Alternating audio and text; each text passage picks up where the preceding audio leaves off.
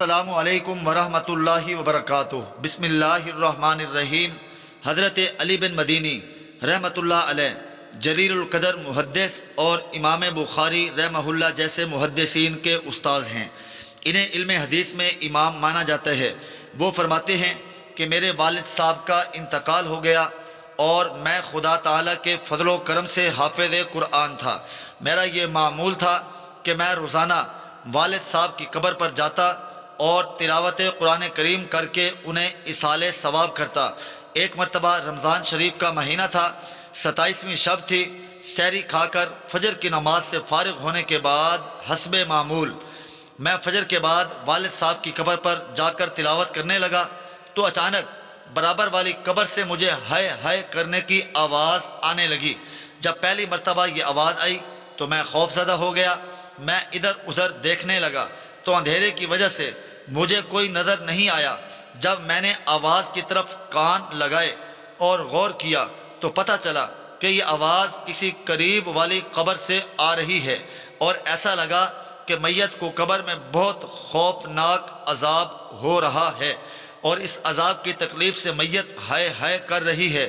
بس پھر کیا تھا، میں پڑھنا پڑھانا تو بھول گیا اور خوف کی وجہ سے میرے رونگٹے کھڑے ہو گئے اور میں اسی قبر کی طرف متوجہ ہو کر بیٹھ گیا۔ پھر جوں جوں دن کی روشنی پھیلنے لگی تو آواز بھی مدھم ہونے لگی۔ پھر اچھی طرح دن نکلنے کے بعد آواز بالکل بند ہو گئی۔ جب لوگوں نے آنا جانا شروع کیا تو ایک آدمی سے میں نے پوچھا کہ یہ قبر کس کی ہے۔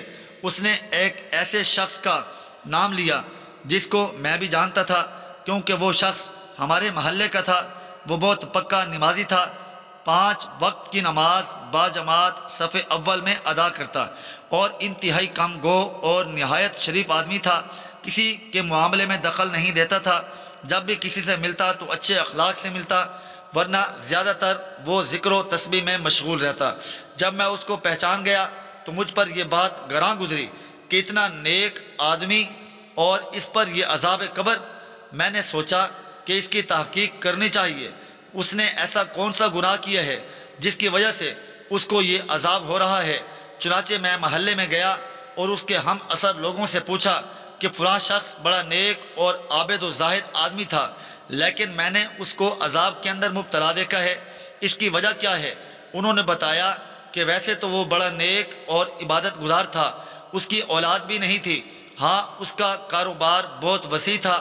جب وہ بوڑھا ہو گیا اور اس کے اندر کا کاروبار کرنے کی طاقت نہ رہی اور کوئی دوسرا اس کے کاروبار کو چلانے والا نہیں تھا تو اس نے اپنے ساتھیوں سے مشورہ کیا اور خود بھی سوچا کہ اب میں اس ذریعے معاش کے لیے کیا طریقہ اختیار کروں۔ اس کے نفس نے اس کو یہ تدبیر سمجھائی کہ اپنا سارا کاروبار ختم کر اور جو کچھ پیسے آئیں اس کو سود پر دے دے۔ اس نے سارا حلال کاروبار ختم کیا اور جو رقم آئی اس کو سود پر لگا دیا۔ چنانچہ کاروبار سے فارغ ہو گیا تھا، اس لیے ہر وقت مسجد میں رہتا، اشراق، چاشت، تہجد، اوابین وغیرہ تمام نوافل پڑھتا اور 5 نمازیں امام کے پیچھے باجماعت صف اول میں تکبیر اولیٰ کے ساتھ پڑھتا اور رات دن ذکر و تسبیح میں مشغول رہتا۔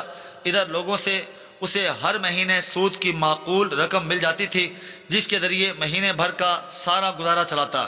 علی بن مدینی رحمہ اللہ فرماتے ہیں کہ بس یہ سن کر میں سمجھ گیا کہ اس کو جو شدید عذاب ہو رہا تھا وہ اسی سود خوری کے گناہ کا وبال تھا۔ حق سبحانہ و تعالی ہم تمام مسلمانوں کو حرام کھانے اور حرام پہننے سے بچائے، آمین۔